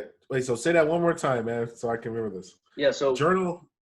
In the morning, that's usually journal. You pick up an old journal, you know, and you leaf through the journal, you reread your own shit and put the numbers down in the corner, you know, in the bottom corner. But you make an index in the front. That's key, I think. And then, what's the cool thing about it? The index basically makes you locate where all these things are. So, for example, for me, I have like in 2000 something, I don't know, I found out that time is an illusion, you know, this concept. So I write down time is an illusion on page 25. I don't know where the fuck that is right now, but it's in that fucking index, you know? So if I crack it open, I just scroll through that index. I see, hey, page X had that fucking cool shit that's vibing with what I'm thinking right now. Maybe that'll make some kind of new link or something like that. So that's how you can make a little bit benefit out of it, because as you leaf through the old journal, for me then, I get like a tweet idea. So that's how I filled up the pipeline for a little bit, you know? But if you want to make it more of a product, that's different. Then you have to, like, if it's your own baby, you have to transcribe that shit, even though if you don't have fucking time for it, you know? But then you have to, but that's where the index will come in handy. You can see this one has more ROI, you know? The time you put in, maybe they'll make more money or something like that. No, I like that idea, because, bro, I got some gold in these motherfucking journals, but man, niggas. So if it's, I believe you, because for example, that graph that I saw, I've never seen that before in my life, you know, or that trick that you can view women, you know, it's fucking amazing. So if you have these golden ideas, you sift through them with your index, and then you can maybe like make an info product or like a mail list or tweets or whatever. Bro, you guys see my D&T journal, man. I've been documenting trips, like what I've experienced. Like I ever tell you about the Pokemon theory? No, go on. Did you play Pokemon? Only like the original ones, you know, with Charmander and stuff like that. No, perfect. Let me take a piss real quick. I'm gonna break this down for you, bro, because you're gonna enjoy it. I'll pause it. Okay, we're back with the Pokemon. So I had a DMT trip, and my room, like I remember vividly what would happen. I remember being in this dark place. And my roommate's like, dude, what the fuck happened to you, bro? You like punching your wall. Like, there's a bunch of noise going on. I was like, bro, I don't know what happened. And then I thought about it. I was like, holy shit, Pokemon. And so what I realized is I was going through the recesses of my mind, and do you remember the caves in Pokemon when you go to these caves and you didn't have Flash? Yes. And you just wander around trying to figure shit out? Yeah, it's annoying. So that's what I was.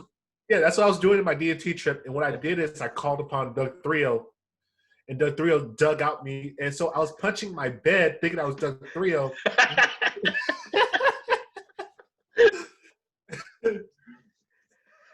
And I had this realization, like, holy fucking shit. Bro, if you play, I don't know, how old are you right now? I'm almost 30. Almost 30. Okay, I'm 29, yeah. So I'll be 30 in May. Yeah. I'm similar age to you. Yeah. Yeah, we're in a very, that group of humans is a very special group of humans born between 1990, like 1985, 1987 to like 1995. Yes. A special class of human because we got to experience the world prior to the crazy outbursts of internet. Yes. And social media. We grew up as fucking regular as humans. Yes. Where the only time you could talk to humans was either you had to knock on the motherfucker's door or you called on the phone. There was no text. That shit didn't exist yet. There's no social media. Yeah. And combine that with Pokemon. We all play Pokemon these games. Yes. And see, Pokemon's the most valuable franchise in the world. Yes. And I always think about value. Why is something valuable? And so I thought about, why is Pokemon so goddamn valuable? Why is this the most highest paying game? And what I realized is Pokemon revolutionized the way that human beings interact and view the world. Okay. Because you got to consider, what did Pokemon teach you as a child as opposed to everybody else who never got to experience Pokemon? So Pokemon taught you, let me get to this journal part. I wrote this whole theory out, bro. Yo, bro, I have this. After you're done, I'm gonna share my Pokemon theory. I had this post not clarity. Yeah, I have one too. That's why I'm laughing. But it's just go on. Oh, I'm pulling out right now. Okay, so Pokemon, bro. Pokemon is so valuable because it leapfrogged the cognitive and logistical programming of the human brain. Mm-hmm. Pokemon taught you all these different skills that you would never learn otherwise as a human being. It taught you strategic thinking, taught you puzzle solving, how to train, battle instincts, navigation, how to utilize tools, how to compartmentalize, the characteristics of nature's chemistry, trading and bartering. It taught you positive human traits. If you look at all the gym badges, they're all badges that have positive human traits, like as resilience, honor, loyalty, kindness. Oh, yeah. All these particular things. Yeah. The importance of saving, gambling, because they have Vermilion City, which is there's probably a lot of gambling addicts because of Pokemon. Yeah.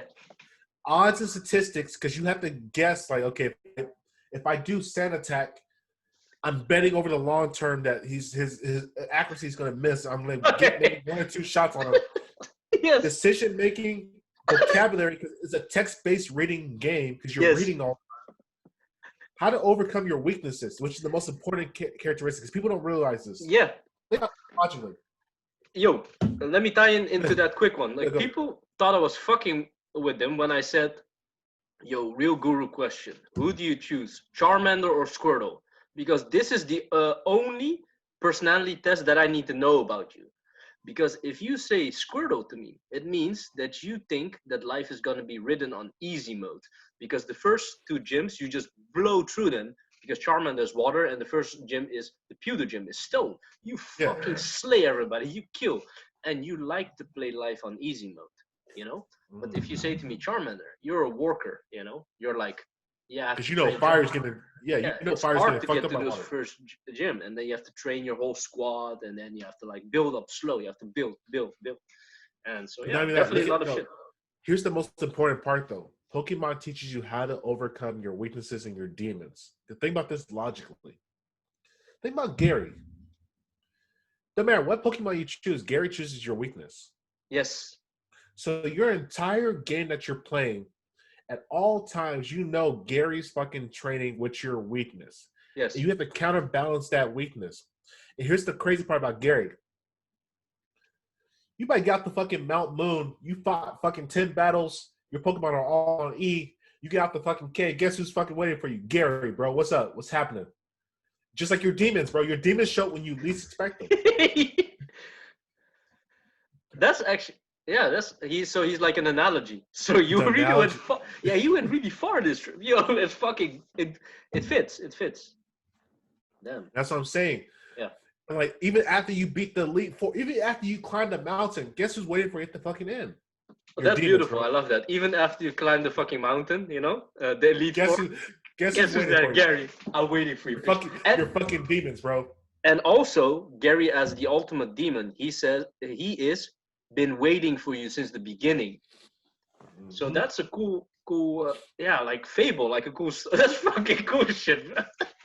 And that's why I realized, like, dude, your whole like Pokemon taught you how to beat your own weaknesses, man. Because the whole entire time, fuck the Yeah. Elite Four, fuck the badges, bro. I'm thinking about, okay, this motherfucking Gary. How do I counterbalance my Charizard? How do I make sure that this water shit doesn't fuck me up? Because I know if I go head to head with a fucking water Pokemon, I can't beat it.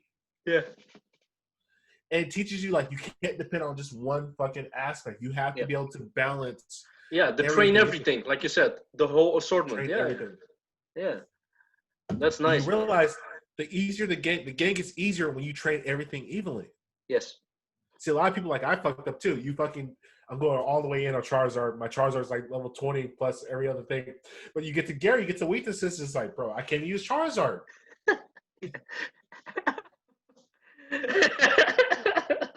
No, but this fits perfectly in life because I have a saying that was taught to me that life exposes you, and what I mean by that, from people, it's too generalistic, but life is a teacher that finds your pressure points and pushes down on them. It doesn't matter how hard you try to run. For example, if you escape fitness or diet, you neglect that. It will come back to haunt you. If you don't pursue some sort of career, it will come back. If you don't pursue your passions, you will get stifled and bored and be a fucking zombie.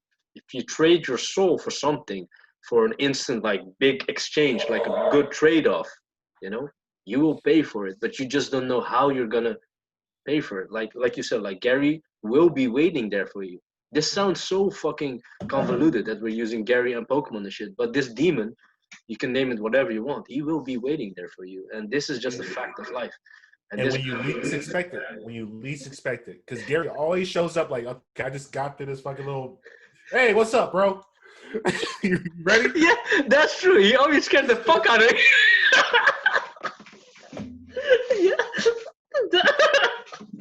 That's the best, man. This That's is what I'm saying. Yo, this one Pokemon, yo, bro, that fucking journal of yours needs to be published. It has a lot of gold shit, man. Holy I'm working on it. I'm working on it, right, bro. I wrote it, but here's the fucking issue, nigga. A motherfucker's too lazy to type this shit out. Yeah, but that one was a cool, man. Yo, And that's so when I had this trip, and I just realized, like, holy shit, Pokemon revolutionized the way that we view reality. Like, even from the way that you catch Pokemon. Like, Pokemon are bitches, bro. yeah, You don't need a fucking Pidgey sometimes. Sometimes you're looking for a fucking Pidgeotto. yeah, Sometimes yeah, you're looking for it depends what you need in that particular situation. You go yeah, catch yeah. different bitches. Lobo says that one as well. You gotta store them in your Pokedex, You got so many, you send it back home to Professor Oak. I know, some of these bitches, they're just they're in capacity, bro. They're just chilling in the back. Yeah, because and that's like you're training your team, You put them in rotation and shit like that. Yeah. Yeah, and No, but that's the interesting thing. let me share fascinating. so I was at this girl's play. It's one of those fables that you have post nut clarity, right? So I was just talking. Yeah, but it's true. So I was talking about this girl that I played chess with. One of these nights, it was I think it was dark or something. So I woke up. I couldn't sleep. She was sleeping, and I it actually was what Zayn Malik calls his enemy, pillow talk. So she brought it up. So we were talking, and I asked her the guru question: who did you choose? And then she chose the right answer. It showed her personality. She said Charmander. Then she explained me why. It was a good reason. So she said you can grow in life. You can become a Charizard. It's cooler. It's not logical because you can grow your Blastoise as well, whatever. But the Charizard, but she said the Charizard was more beautiful. You can become something beautiful. So there's logic there. But then another epiphany came to me that was like a tangent to this. it was something she said, but I said, yeah, it's fucking bummed out when you're level 100 Charizard. And then she said, why? And then I said, because it's game over. And not game over because you died, because you're fucking riding out with your level 100 Charizard. And I'm talking also about your whole team. Everybody's level 100, you know? And you killed Gary and you killed everybody. And you're just walking around in this land of Pokemon. You don't want to catch anything anymore. It's done. And you're killing everybody. And this feeling that you had as a kid, like, I'm done. You know, you don't want to ever have that in life, to be level 100. So for some people, this tweet flew over a lot of people's heads. I know that. I saw that. I remember that tweet. Because people were like, huh, are you level 100 right now? How do you know this? And then I said, no, motherfucker. I know that when I was a kid, this feeling of being level 100 was actually fucking boring. To be the fucking horrible. Champion. Like, and that's what I'm saying. When young dudes that have a lot of money, bro, and they have all the power and the clout, yes, they're miserable because they're like, what the fuck is there to do? Yeah, they're fucked because they've reached maybe their personal level 100, you know? And yeah, they're maxed out. They're maxed out on everything, you know? They don't have to use fucking gemstones or whatever. There are no adventures anymore. They walk through all the gyms. It's done. There's no adventure anymore. There's no adventures anymore. Yeah. So and that's the saddest part. That's why I feel like I kind of want to stay broke. Well, I want to get money, but bro, I'm scared to get money, man. I'm scared. Yeah. I'm scared of it, bro. That's a good one, man. That's a good one. I like that. Like, cause it's it's fucking, maybe I'm self-sabotaging a motherfucker. And maybe I want to get to, I think about this shit on the daily. Because I know, dude, it's just a matter of time. It really just is a matter of time. Yeah. I'm too fucking smart. Okay, I'm not going to say I'm too smart. But I'm too hardworking, too observant to not be able to get rich. Yeah, built different. I'm too observant, too... Yeah. You're very talkative. And also tying back to what you said, that Pokemon era. Tying back to a podcast that I listened from Lobo. He used to play Pokemon as well, but he sketched this era. And I don't know if you mentioned it, but these kids, just like you and me, we had imagination. So if you couple this imaginative power that had been percolating for, give or take, half a decade, these kids these days, they don't have it. They can have it if you fucking throw the fucking TikTok and garbage away. They can have it as well. Don't get me wrong. But we're conditioned differently. So if you put us with this imaginative skill in this environment, this day and age, something different will come. We will come up with Pokemon theories that other people here's the origin of how the fucking Faded Ape actually got this fucking imagination. Yeah. My mom had a fucking I had a stepdad or like a boyfriend or whatever, boyfriend, blah blah blah. Black households be crazy as shit, bro. But this motherfucker would put me on punishment. He said, bro, I'm not gonna hit you because you don't give a fuck about getting spanked. You don't give a shit about that. Because you're like, all right, I get spanked, I get to go back outside. No, motherfucker, I'm gonna sit your ass down. You're just gonna sit. Okay. And so I got in trouble. And this is how I learned chess. This is how I learned dominoes and mathematics. This motherfucker would basically say, okay, when you come home, do your homework, and you got to go sit in the fucking corner until it's time to go to bed and eat. Okay. And so I was sitting in the corner. I had two options, either play dominoes or play chess or sit in the fucking corner. Yeah. And I did that shit for fucking like 2 months, where I would just have to sit there in the corner and just look in the corner. And so I built this imagination where I'll just have stories in my head. I'll just fucking start creating shit. Yeah. I'm very thankful. Like, I thought it was fucked up at the time, but I'm very thankful for it now because I've been so happy with just being alone with my thoughts. It doesn't bug me. Yeah. Like, this quarantine hit, I was like, all right, whatever. This is fucking. I've been trained for this already. Built different. Yeah. No, bro. I was training for this as well my whole life. This lockdown shit. It's how do you say? It's familiar. I'm not saying it hits me not as strong as other people, but I've been conditioned for it and inoculated already. For example, I had to write a thesis. So I locked myself up for a whole year voluntarily, you know? So when people like being like fucking pussy ass motherfuckers, you know, after 2 months not seeing other people, that's weakness, you know? I don't like that easy weakness. You know, I'm not saying I don't have weakness, not saying that, but I don't like it that it comes so easily, you know? If you're hungry, you can at least wait 30 days. You can fast it out. Then you die, you know? There's like a delay. The same with this isolation shit. If you're not feeling it, go take a fucking walk around the block or your fucking backyard, you know? Take a fucking breathing exercise, come back, journal on it, meditate on it, you know? Take a trip, whatever. Have a drink. And then you contemplate, yo, this is fucking nonsense, you know? How are you gonna survive if they put you in jail? You don't. Exactly. You don't. Apparently, you lose your mind. They lose their mind. This comes back to what you said. If you take people, you put them in a fucking room, they implode on themselves. They can't handle themselves. You know, the thirstiness, the horniness, the need to make money, the need to work just to be. Oh, like you said, like taking action is a cope of the result of not wanting to face your own fucking demons. It's just like just staying busy. You know, that mental fucking chatter. Right. But remember, guys, Gary will wait for you and hit you in the moment you least expect it. These are facts. All right, so before we get out of here, man. Last one. Last one, man. We'll get out of here. This is beautiful, but I had a fucking beautiful Sunday. It was beautiful. All right. 3 historical figures that you would write a biography for. Yeah. If you can go back in time for any period. Yeah, I saw it when I read it. First, I didn't know the answer, but coming back, like my gut said to go with like the ancient conquerors or the warriors. So I read The Prince of Machiavelli. I'm not gonna want to write a biography on him. I don't give a fuck about him. But he said there's like a lineage that Achilles inspired Alexander, Alexander inspired Caesar, and Caesar inspired Napoleon. So there's definitely something in like the repetition of history, this mythology, this legend that percolates in the air to make people want to take over the fucking world. So for me, it would be really cool to be like a biographer along with these guys and see them with, of course, Achilles. He's the first, then if he is real, maybe he's not real, we don't know. And then Alexander, and then Caesar or Napoleon. That's more fascinating, I think. But then right along with him, you know. I like when I write a biography, I don't want somebody to tell me after the fact. I want to be there, you know, like at X moment this shit happened, and then Napoleon or Alexander did this, blah blah. You know? That'd be fucking cool. Yeah. All right, man. So mine is a little bit more off the cusp. Yeah. I would love to. I mean, for just like for the average human being. Yeah. I would love to interview Genghis Khan just to watch. Yeah.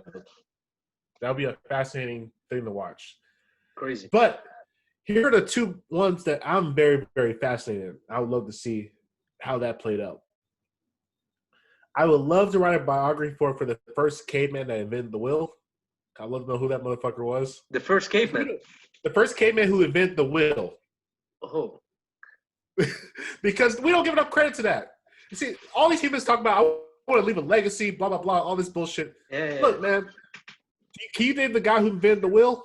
Yeah. No, nobody can name the guy who invented the wheel. Yeah. We have no idea who that motherfucker is, bro. Yeah. That'd be an amazing biography. A scoop. Like a scoop. And for just like comical purposes. Yeah. The first guy who got a blowjob. The first ever guy. Who got a blowjob. Whoever thought, hey, you put your mouth on my dick, bro. I'll let them know what I thought. And what's funny, like you go so far back in time, you're in the secret window, you know, like have you even experiencing it? Like, okay, that's the subject. The first guy got his dick sucked, bro. I would like to know who that guy was. And I would like to figure out how he convinced that bitch to do it. Yeah, like definitely his tactics were very like old school, like just a stick or something, like a caveman, you know. Yeah. That would be hilarious to see the first guy got a blowjob and the guy who invented the wheel. Maybe they're the same guy. It might be the same dude. Because he invented the wheel. The guy's dick sucked, bro. That's fucking hilarious. That blowjob one. That's really fascinating, actually. Yeah, nobody thinks about that. The first guy that got a blowjob, because he wasn't the first guy who got a blowjob. Bitch, we're just giving blowjobs out like that. I'm gonna keep that question like for my next podcast, you know, like as a ritual from now on. I'm gonna like use something from the last podcast in the next one, you know. So, but I'm gonna like surprise the guests, like real final question. Who was the first guy that got the blowjob?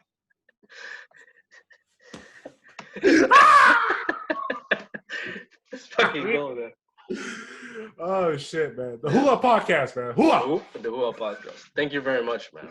Yeah. No problem, dude. I enjoyed the fuck out of this, man. This is beautiful. I didn't expect a lot of things to come up because the template was a little bit different. Usually I have like quick fire questions that I ask you. You know, you're like a guest and then people get to know you more. But as this back and forth was really fascinating how we both got to share a different dimension of us. And I didn't expect a lot of shit, you know? And motherfucker. Damn, the audience definitely gonna love the originality. Like they'll be thinking, shit, where does Fury get these fucking guests? You know, like. But fucking the Twitter machine, bro. The Twitter machine. This guy approached me, so yeah, but I don't know. Like I only do it with people I vibe. Yeah, I gotta have. Yeah. I can't wait till I can start having people out. Dude, I'm telling you, I'm gonna have a fucking studio. Yeah. I'm gonna have motherfuckers, bro. We're gonna fucking. Yeah. I'm telling you, man. I can't wait. In time. I gotta fucking get this money though first.